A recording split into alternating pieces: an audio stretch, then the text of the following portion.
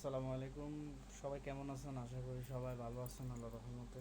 তো আজকে দেখতে দেখতে আরেকটি জুম্মার দিন, পবিত্র জুম্মার দিন আমাদের সামনে হাজির। আমরা যেন পবিত্র এই জুম্মার নামাজটি আদায় করতে পারি। আল্লাহ তাআলা যেন আমাদের সবাইকে তৌফিক দান করে, আমিন। এবং যারা অসুস্থ আছে তাদের সবাইকে আল্লাহ যেন শেফায়ে কামেল দান করে। গতকালকে আমার এই জায়গায় একটা মানুষ মারা গেছে, ওনাকে চিনি। খুবই সুস্থ মানুষ ছিল, মানে গাড়ি ড্রাইভ করে হাসপাতালেও গেছিল। এই মানুষটা মারা গেল। তো আমাদের মৃত্যু খুবই খুবই নিকটে, জানি না কার কখন মৃত্যু হয়ে যাবে। তো সবাই সবার জন্য দোয়া করব।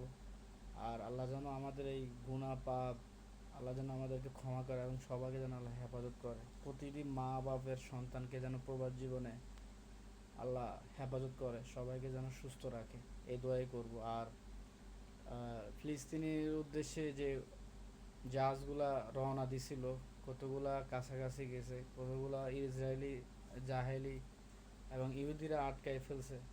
আল্লাহ যেন তাদেরকে, আল্লাহ ওই মানুষদের, অসহায় অনাহার এবং কি মজলুম মানুষদের পাশে যাইতে পারে এবং পৌঁছাইতে পারে, সে তৌফিক যেন আল্লাহ দান করে।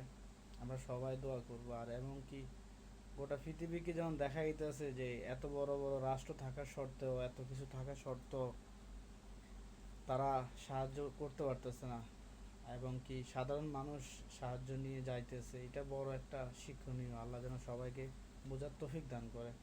এবং যারা অন্ধকার গহীন কবরে শহীদ হতো, সবাইকে আল্লাহ যেন জান্নাতুল উচ্চ মাকাম দান করে।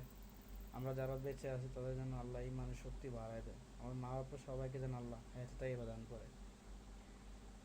এই প্রবাস জীবনের মধ্যে অনেক কিছু ঘটে যায় যা আমরা বলতে পারি না।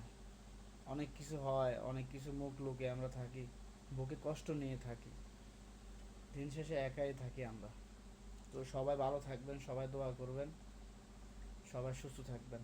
আসসালামু আলাইকুম। আল্লাহুম্মা সাল্লি আলা নাবিয়িনা মুহাম্মদ।